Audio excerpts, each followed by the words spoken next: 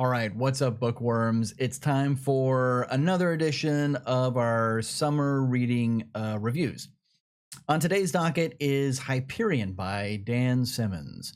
Hyperion was originally published in 1989, and it also won the Hugo Award and the Locus Award of 1990. So this one comes pretty highly regarded, which is one of the many reasons it was on my reading list.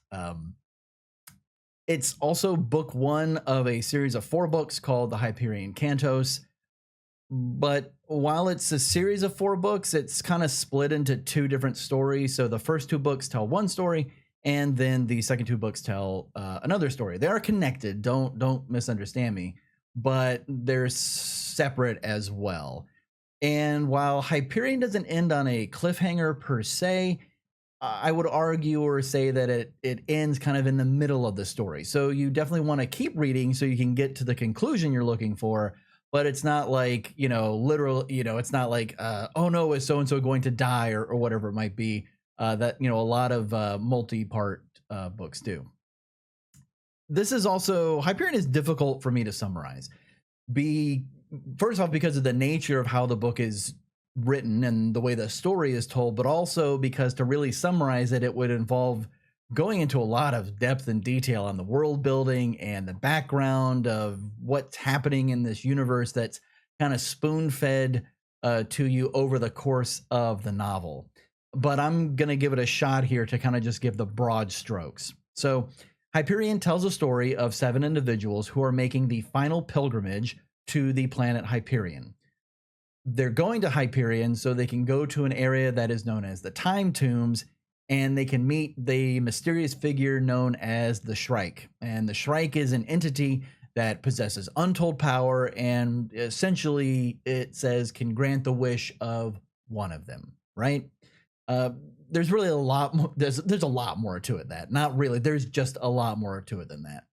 As I mentioned, the way this book is written, it's broken up into almost separate short stories that tell the backgrounds of each of these pilgrims, and the backgrounds explain why they were chosen to make this final pilgrimage. But it's split up into flashbacks that tell these backgrounds, but also then shows in the present of their actual journey across space to Hyperion, and then the journey on Hyperion as well, and the different things that happen there. But it mostly focuses on the backgrounds of these characters and their stories, and in a way, all of their stories are kind of interconnected together in ways that even they don't see and understand. I'm not going to beat around the proverbial bush here. This book is absolutely fantastic.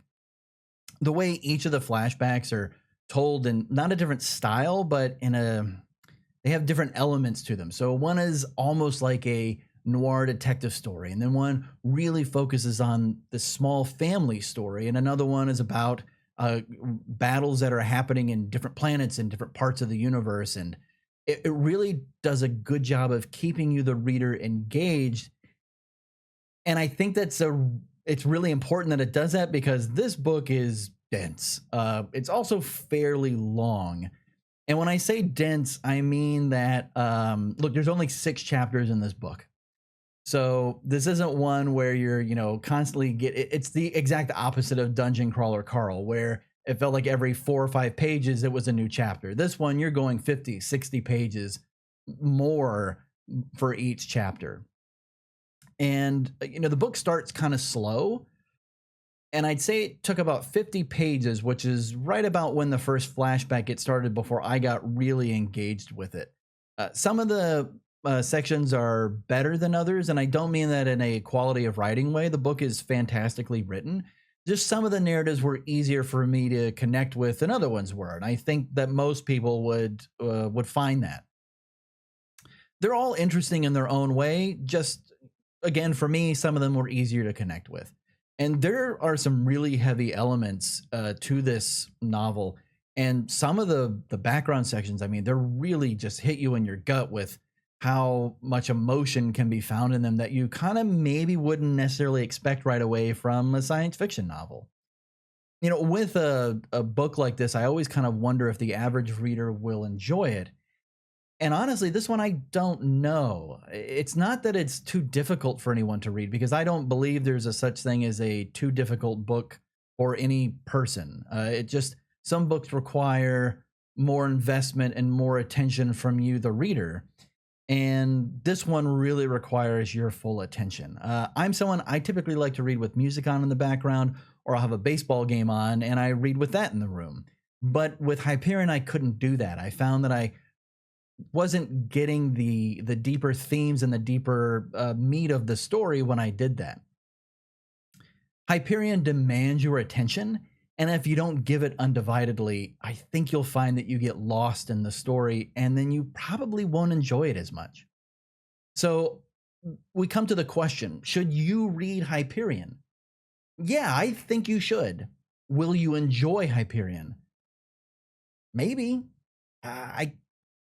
I can't say whether you will enjoy it or not. You know, I think a lot of novels that I read, I can determine if other people will enjoy it or not. This one, it's a little more difficult just because it does require so much from you, the reader. If you can give it the attention it requires and really work through, I think, those first 50 or so pages, I think you'll become enthralled with it just as I did. And because of that, I give Hyperion 4 bookworms out of 5.